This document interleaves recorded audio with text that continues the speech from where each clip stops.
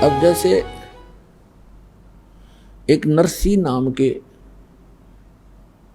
सेठ थे, मेहता थे, और वो बड़े धनवान थे। 56 करोड़ की संपत्ति थी उनके पास। 56 करोड़ की संपत्ति, आज से लगभग 500-600 वर्ष पहले। और कंजूस इतना था कि चवन्नी खर्च नहीं करे, दान भी करना भूल गया। और ये माया जब बढ़ जाती है, ये इंसान को दबा लेती है। परमात्मा कहते हैं इस माया को अपने ऊपर ना रखो, इसके ऊपर रहो। मोटरसाइकिल को सिर पे नहीं उठाना चाहिए, उसके ऊपर बैठकर चलना चाहिए। वो मोटरसाइकिल को सिर पर रखे हुए था, तो वह उसकी मूर्खता थी। परमात्मा ने उस दलदल से उस प्यारी आत्मा को निकालना था। और नरसिंह जी श्री कृष्ण जी के परम भक्त थे और दान करना बिल्कुल छोड़ दिया था। 56 करोड़ उसकी संपत्ति थी और साथ में उसकी हुंडी चलती थी। हुंडी माने जैसे आजकल बैंक हैं और बैंकों में ड्राफ्ट बनाए जाते हैं। यहाँ बैंक में पैसा जमा करा दो, जिसके नाम ड्राफ्ट हो वही ड्राफ्ट को कैश करेगा। उसको चाहे रास्ते में कोई छीन भी ले, उसके साइन के बिना वो कैश नहीं करेगा, वो होगा ही नहीं कैश। तो इसलिए वो पैसे साथ ना ले जा करके ड्राफ्ट ले जाते, कागज सा होता है, चेक सा, और अगले बैंक में उसको जमा कर दिया जाता है। फिर वो वेरीफाई करके उसको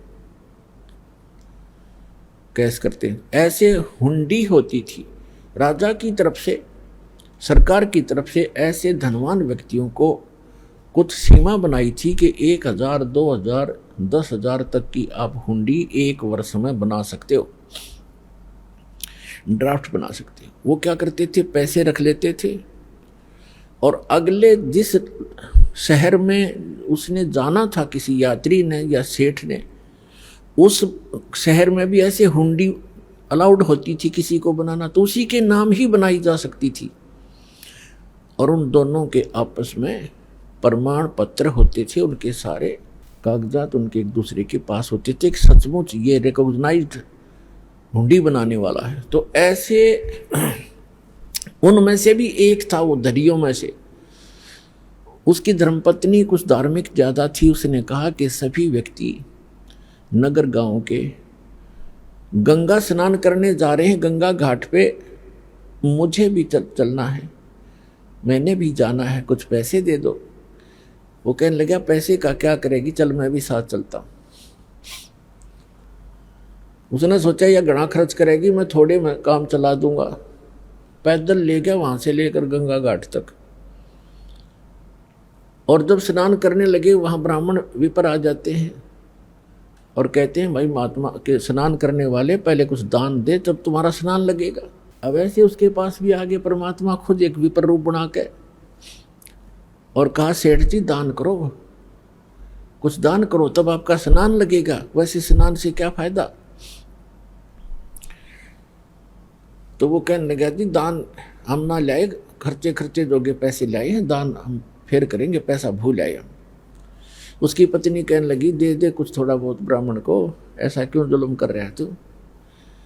कहने लगा चुप रह, तू घड़ी ना बोल रहा है, चुप। नान लग गया। पंडित जी ने फिर कहा कि भाई निरा पानी में गोते मारने तो बात ना बना, कुछ धन का दान कर सेठ जी। उन्होंने सोचा ये ज़्यादा बेइज्जती कर रहे हैं। कहने लगा 1% दूंगा, 1%। उन्होंने बोला जी एक, चलो दे दे, जो तेरी इच्छा है। कहने लगा यहाँ ना दूँ, मैं थोड़े लाया हूँ पैसे, घर आ जाना, नरसी मेरा नाम है, और वैसे ऐसे मेरा फलाना गांव है जमुनागढ़ जैसे, और वहाँ आ जाना, सब जानते हैं मुझे। बोला जी ठीक है, चल प्रॉमिस पक्का है, पक्का पक्का। बोला ठीक है। अब वो स्नान नहा धो के आगे घर पे। अब उन्होंने तो जाकर गठड़ी रखी थी घर में यात्रा से, पीछे से परमात्मा पहुंच गए विपर रूप उन्हों के न्यू। दरवाजा खटखटाया, नौकर आया, हाँ जी बोलो ब्राह्मण, बोलो महात्मा जी क्या बात है? कि भाई सेठ जी से कहिए, सेठ जी से कहना मेरा एक दान स्वीकार करके आया था वो, और कहना वो ब्राह्मण अपना दान दक्षिणा लेने आया है, कृपा दे में फिर जाना है। नौकर ने जाके कहा जी कोई ब्राह्मण आया है, आपने गंगा जी पर उनको कुछ दान करने का प्रॉमिस किया था, वो अपना दान मांग रहा है। अब सेठ जी ने सोचा ये तो भाई चिपक गया, यहां भी आप आमरा कमबख्त। उसने क्या विचार ला कि आज इस यू यहाँ 1 टका मांगना आ गया, कल नहीं यू 2 टके मांगेगा, फिर यू 100 रुपये की ऐसे ही पीछे पड़ लेगा, इसने तो रास्ता मिल गया ये। तो सेठ जी ने कहा कि कह दे उसको ब्राह्मण को कि विश्राम कर, 2 दिन बाद आना, अभी सेठ जी थके हारे आए हैं, विश्राम करेंगे। नौकर ने ऐसा ही कह दिया। तो ब्राह्मण ने कहा, ब्राह्मण रूप में परमात्मा ने कहा ठीक है भाई, परसों ले जाऊंगा मैं और यहीं विश्राम करता हूँ, इसके बाग में लेट जाता हूँ। सेठ का बाग था, उसमें खावा फल फ्रूट बिछा गए, चद्दर लेट गए भगवान। अब सेठ जी को बताया गया, सेठ जी ने पूछा गया वो? अगर नहीं जी वो तो सामने लेट गया, बाग में लेटा हुआ है। अब जब तीसरा दिन हुआ फिर जाके दरवाजा खटखटाया कि भाई कहना सेठ जी को मेरा दान दक्षिणा दे, फिर मैंने और भी बहुत काम है। अब सेठ जी ने कहा यूं कह दो कि सेठ तो मर गया, मृत्यु को प्राप्त हो गया। अब उसने जाके नौकर ने कह दिया कि हमारे सेठ जी की मृत्यु होगी ब्राह्मण, हम बहुत दुखी हैं, आप जाओ। तो ब्राह्मण वेशधारी परमात्मा कहते हैं भाई यूं कैसे जाऊं, मेरा यजमान मर गया, अब तो अंतिम संस्कार करवा के जाऊंगा मैं। अब उन्होंने कहा जी वो तो ऐसे ऐसे कह रहा। सेठ जी ने बोला अच्छा जंद पीछे पड़ाई, तो ऐसे करो मेरी लकड़ियां ढोना शुरू कर दो, लकड़ियां, उसको महसूस होगा कि सचमुच मर गया। और 10-20 जो नौकर थे 5-7 लग गए लकड़ियां उठा कर चलने। अब नगर का सेठ मर जा, सारा गांव इकट्ठा हो जाया कर नगर इतनी भी ना सोचे मूर्खा ने। वो 3-4 जने लकड़ ढोए, फिर कहने लगा जी क्या करे, क्या हो गया? कि वो तो यहीं खड़ा है, भी कोई बात ना, अंतिम संस्कार हो लेगा तभी जाऊंगा। कहा मेरी अर्थी उठाओ, मेरे लिए उठा लो, मुझे रख कर जैसे मुर्दे को ले चलते। वो लेकर चल पड़े। भगवान ने भी उठा लिया किक्कर की लकड़ी इतनी मोटी और कंधे पर रख ली। चल भाई अपने सेठ को लकड़ी तो दे के ही जाऊंगा। अब चिता पे रख लिया, आग लगाने की को कहा था कि मत लगाइयो, उन्हें ये तो कह दिया था कि नहीं मत लगा देना, कदे गलती कर दो। तो परमात्मा बोले भाई सेठ जी तू जीतता मैं आ रहा, रकम वक्त मरे तो मत, आत्महत्या तो ना करे, 1 टके के पीछे, चल मैंने माफ कर दिया तेरा टका, मैं जा रहा हूँ। बोला सचमुच? कहा सचमुच। तब उठा सेठ जी, उस चिता पड़ते हैं, सारी लकड़ी उठवा ली, कहते सारी उठाओ वापस, इतना भी मत छोड़ना यहाँ पर। और पुण्यात्मा ये स्वाभाविक है, जब माया जिसके पास घनी हो जाती है या ऊपर बैठ जाती है और इतना कंजूस हो जाता है वो व्यक्ति, उसको कुछ भी आभास नहीं रहता, ऐसा नशा बन जाता है। अब सेठ जी ने सोचा बन गई बात, कटी टंटा गया और निकम्मा। अगले दिन गया सैर सपट्टे को घूमने को दूर तक, क्योंकि कई दिन का कमरा घर में बंद था, जंगल में घूमने गया सुबह सुबह। परमात्मा उससे पहले आ गया वापस, उसके वापस आने से पहले स्वयं आ गया नरसी रूप बना के एज इट इज। और नौकरों से कहा कि वो व्यक्ति जो 3 दिन से मुझे परेशान कर रहा था ब्राह्मण, आज वो मेरा रूप बना का होगा, और उसको धमका देना और बकवाद करे तो डंडे लगा देना, घना नहीं 1-2 छोटा लगा देना, और कह देना तू बहुरूपिया है, हमारे सेठ को ठगना चाहता है, हम सब जानते हैं तुझे। तो जो ही वो परमात्मा तो बैठ गए नरसी बन के गद्दी पे, नरसी आया सैर सपट्टे करता, नौकर खड़े थे, चारों ने पता था ये तो सचमुच आ गया। उन्हें कह रहा हो ₹2 वही खड़ा हो जा, अंदर मत आ जाइए। और वो उनका नाम ले ले कहता है अरे करोड़ी मिले हैं, तो स्वामी को धमकाता है कि हमने सब पता, तू जैसा स्वामी है वहीं खड़ा हो जाना, तेरा डंडे मार देंगे, आदेश हो गया है, तूने बहुत दुखी कर लिया हमारा सेठ तो अंदर बैठा है। अब उसके पैरों तले की धरती खिसक गई। सेठ जी का आज तक कर दिया काम इसने, अब ये एक नहीं सुने मेरी। अब उसने क्या किया, किसी वकील एडवोकेट का सहारा लिया और कोर्ट में केस कर दिया कि एक नकली नरसी बनकर मेरी संपत्ति हड़पना चाहता है। तत्कालीन उनको सम्मन हुए और नरसी बुला लिया, परमात्मा को वहीं तुरंत बुला लिया गया, सारी बही बोही कब्जे में कर ली गई। अब सामने गवाही हुई, जब जज ने पूछा कि भाई जो ओरिजिनल बतावा था अपने आप को, जो ओरिजिनल था, उससे पूछा कि इस बही में कोई ऐसा प्रमाण बोल पढ़ के सुन, वो हमें बता जो हम इसमें वेरीफाई करें कि तो सचमुच नरसी है, मालिक है। उसने बता दिया, 2-4 बातें याद थी, ऐसे ऐसे लड़की का विवाह किया था, उसमें इतना दान किया था, ऐसे लिखा है इसमें, एक समय ऐसा हुआ था। 2-4 बातें याद थी, घनी नहीं थी। फिर वो दूसरे परमात्मा से पूछा कि भी बोलो आप। परमात्मा ने सारी बही सुना दी, ए से लेकर जेड तक। अब वो ओरिजिनल नरसी तो डुप्लीकेट सिद्ध कर दिया कोर्ट ने, और परमात्मा ओरिजिनल नरसी कर दिया। अब नरसी बैठ गया माथा पकड़ के जंगल में जाकर बड़ी में बाहर कि ये कौन से जन्म का दुश्मन था, मेरी सारी संपत्ति हड़प ली। फिर परमात्मा गए विपर रूप धारण करके, कहने लगे नरसी भक्त। उसने देखा कि हाँ बोल, ईब के चावे तो मेरे थे, ईब के चावे। तो कहने लगा मैं आपसे ये चाहता हूं कि आप अपना जीवन सुधार लो। सुधार दिया जीवन, तने मेरी सारी संपत्ति हड़प ली। परमात्मा बोले कि संपत्ति पहले भी मेरी थी या तेरा भूल थी, काया अपनी है नहीं, ये माया कहाँ से हो। जब तेरा शरीर अपना नहीं है मूर्ख, इन चांदी के सिक्कों को तू अपना मान रहा है, तेरी बुद्धि भ्रष्ट होगी। और चरण कमल में ध्यान रखो भाई, इन दोनों को खो, इनको भूल जा।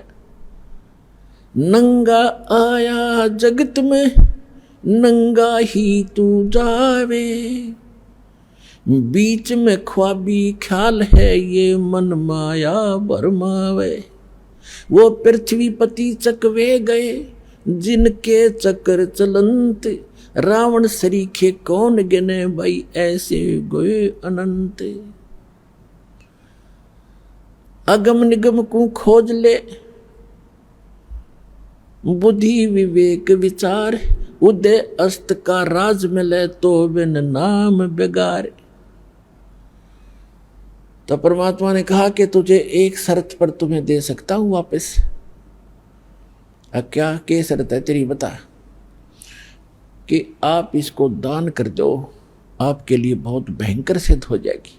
आपने तो कोड इकट्ठा कर लिया, अरे संतान तेरे नहीं, एक बेटी थी उसकी शादी कर दी, भले आदमी क्या करेगा इसका। तेरी मृत्यु के बाद ये तेरे हकीकी बांटेंगे, ये चाचेता हुआ कि भाई, और तो बनेगा गधा। ऐसे धन वैसे नहीं जुड़ता, ये धन 2 के 20 बना रखे। मैं तेरे हित में कह रहा हूं भाई। काफी देर सत्संग सुनाया, परमात्मा ने बुद्धि ठिकाना आ गई। कहने लगे परमात्मा कि जब तू इसको दान करेगा तो दूंगा ना, तेरे तो गईया, और दान करेगा तो तेरे पाप कटेंगे, कुछ सहारा मिलेगा तुझे। उसके बाद समझ में आएगी कि आप जो कहोगे मैं वही करूंगा। कहने लगा जाते, फिर वो आ गया वापस। अब नरसी का रोड़ा था, वो ओरिजिनल नरसी भेज दिया, जा भाई बांट दे। उसने उसी दिन भंडारे शुरू कर दिए, गरीबों में बांट दिए, साधु संत बुला लिए, यानी 56 करोड़ संपत्ति कति लुटा के, और बैठ गया बनी में एक झोपड़ी पाके। दोनों पति पत्नी, उसकी पत्नी तो बहुत धार्मिक थी, हर बात में साथ देती थी उसका। अब ठीक है पाप कटे, अपन क्या करना है, भक्ति कराएंगे बैठ के, है, रोज अटपट में रहता सारी रात, ऐसा अब लाइन जाओ था बैठा बैठा, ठीक हो गया, पाप कट गया। अब परमात्मा कैसी रजा बख्शते हैं, एक अब उसकी जो हुंडी चलती थी वो निर्धन हो गया, हुंडी कैंसिल कर दी गवर्नमेंट ने। और उस पहले उसका बहुत बोलबाला था, तो 4 भगत आगे, उन्होंने द्वारका जाना था, द्वारका के दर्शन करने, द्वारका में जाना था, जगन्नाथ के मंदिर उधर द्वारका के जहाँ कबीर साहब, वो द्वारका जाना था। जैसे आजकल जाते हैं भ्रमित होकर के भगवान वहाँ रहा करते द्वारका में। द्वारका तो समुद्र में है, वैसे बाहर थोड़ा सा वैसे मंदिर बना रहे हैं अलग से, द्वारका तो खत्म हो ली थी, फिर भी वहाँ जाते हैं दर्शनार्थ श्रद्धालु। तो वो आए उस नगर में जहाँ नरसी रहता था, और उन्होंने पूछा कि भी नरसी जी का घर कौन सा है, महल कहाँ है, हमने हुंडी बनवानी है। तो लोगों ने मजाक कर दिया कि वो आजकल बाहर संन्यास ले रखा है उसने, और धनवान एक नंबर का है, सेठ है वो, लेकिन आजकल वो नखरे बहुत करता है, 1-2 बार नटेगा वो, तुमने मना करेगा हुंडी बनाने को, लेकिन तुम करड़ा सा होगे ना तब बनाएगा।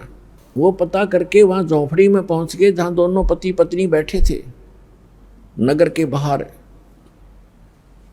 उन साधुओं ने, भक्तों ने कहा कि सेठ जी ये 500 रुपये पकड़ चांदी के, हमारी हुंडी बना दे द्वारका के किसी सेठ के नाम, जिसको आप जानते हो वो हुंडी वाला हो।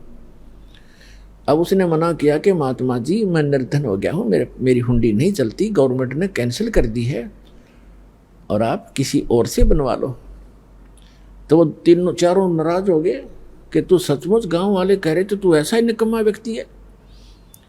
अब नरसिंह जी ने सोचा ये कोई अपशब्द कह देंगे, कोई श्राप दे देंगे, और लोगों ने मजाक बना रखा है मेरे साथ। अब मैं भगवान की तरफ चला हूँ तो मैं ढेर हो गया हैं, और जब मेरे पास धन था मैं ये सब मेरा आदर करते थे, लेकिन हमने अपने वचन पर रहना है। भगवान की ने जो कह दिया गुरुदेव ने, अब वो गुरु रूप में मानने लग गए उस विपर को,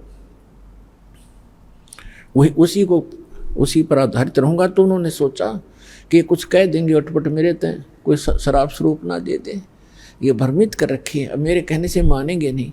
तो उसने कागज मंगाया कि कागज लाओ, वो कागज ले आए गाँव से, उस पर लिख दिया, क्योंकि श्री कृष्ण पुजारी था और सांवरिया का भगत था, सांवरिया भगवान का आकर कृष्ण जी ने, उस पर लिख दिया सांवल साहा, सांवल सेठ द्वारकापुरी, मैंने आपके 500 रुपये ले लिए हैं, इन श्रद्धालुओं को आप 500 रुपये दे दीजिए, मैं हुंडी बना रहा हूँ। नरसी भगत, सेठ नहीं नरसी भगत लिख दिया। अब वो चारों के चारों पहुंच गए कागज लेकर के, सारी द्वारका में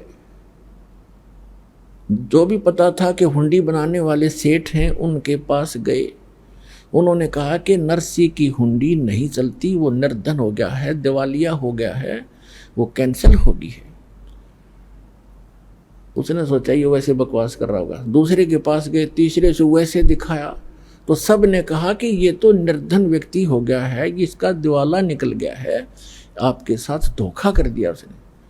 तो इस बात से वो परिचित थे कि धोखा करनी आदमी नहीं हो तो मना करे था, हमने ही उनके साथ बलपूर्वक लिखवा लिया, वो तो सच कहे था, पर भी हमारा काम तो बिगड़ गया। अब या घूमा फिरा हो कितने खाना खूना खाते, या बड़ी बात बिगड़ी। पर उनको इतना विश्वास था कि हमारे पैसे सुरक्षित मिलेंगे, वो भगत 1 नंबर का है, जाकर देगा वापस। तो ऐसा सारी द्वारका में घूम फिर के वो बाहर चले गए। किसी ने, सब ने यही बताया, बाहर समुद्र के किनारे बैठ गए एक साइड में वृक्ष के नीचे, और बहुत ही चिंतित थे। अब केवनी भाई, उधर से नरसिंह जी ने क्या किया, वो 500 रुपये का खाने पीने की सामग्री मंगा के, आज तो 5 लाख के करीब है वो 500 रुपये, और मंगवा कर सारा चावल, घी, दूध, खीर बना के, लड्डू जलेबी बना के उनका भंडारा कर दिया, साधु संत बुला के, रोटी राटी बना के। अब क्या हुआ कि नरसिंह जी ने देखा, भगवान से अर्ज लगाई, ध्यान मग्न हुए कि परमात्मा पहुंचे कि नहीं हुंडी लेकर साधुओं के पास। तो उन्हें क्या देखा, साधु ऐसे ही बैठे हैं, हुंडी पहुंचे नहीं भगवान। और बहुत पश्चाताप कर रहे हैं, दुखी हो रहे हैं। तब उसने नरसिंह ने अपनी पत्नी से पूछा कि जो 500 रुपये थे साधुओं के, उसमें से जो सामान मंगाया था कुछ बचा है क्या घर पे? उसने बताया कि जो रोटी बनाने के लिए सूखा आटा अलग रखते हैं, हमारे यहाँ पलोथन कहते हैं उसको, पलोथन, और उसमें लोई को लगाकर फिर ऐसे पोते थे, ऐसे रोटी बनाते थे। वो हाथ के ना चपता आटा, इसलिए वो थोड़ा सा आटा सफेद रह गया था, तो उसको पलोथन कहते हैं। नरसिंह की पत्नी ने देखा, उसने बताया कि ये थोड़ा सा आटा बचा है जो मैंने पलोथन के लिए रखा था, रोटी पोते समय ऐसे हाथ लगाया करती थी। नरसिंह जी ने कहा कि इसका पानी का हाथ लगा के इन चारों की रोटी बना दे। उसने चारों रोटी बना के और सेक चूल्हे पे सेक चाक के रख ली।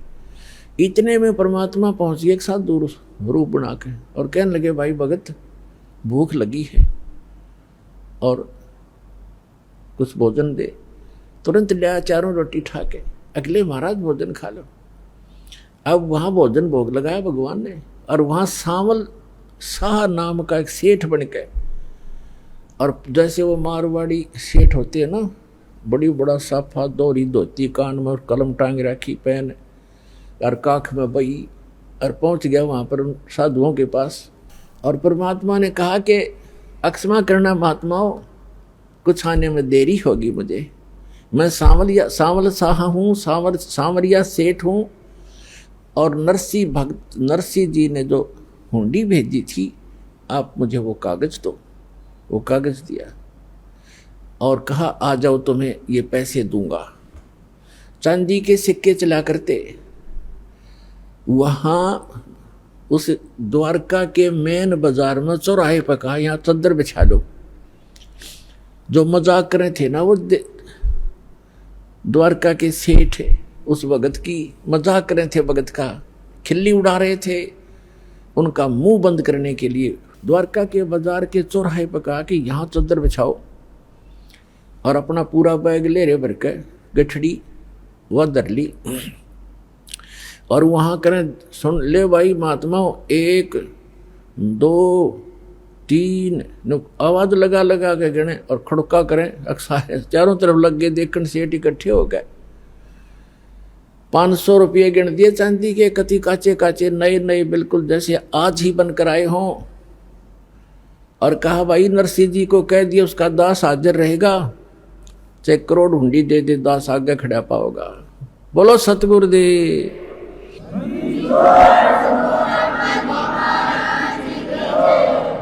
परमात्मा कहते हैं, जो जन मेरी शरण है ताका हूँ मैं दास, और गेल गेल लाग्या फिरूं, पीछे पीछे फिरूं, जब तक धरती आकाश। जो बच्चा गऊ की नजर में, यूं साईं को संत, भक्तों के पीछे फिरे वो भक्त वत्सल भगवंत।